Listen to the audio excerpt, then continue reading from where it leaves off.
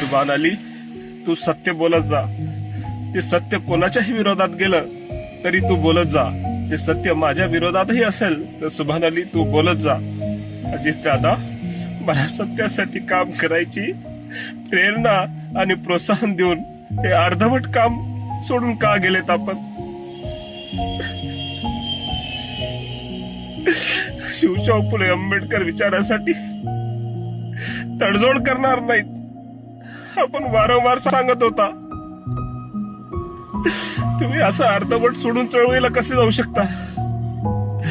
तुमचा मिशन अजून पूर्ण झाला नव्हता दादा.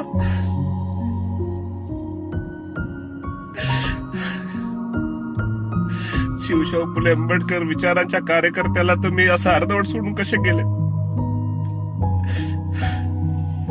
तुमचे शब्द आजही कानावर पडतात, प्रेरणा देतात की स्वतःहून तुम्ही मला चळवळीचं काम करण्यासाठी सांगितलं की जाय तू चळवळीचं काम कर.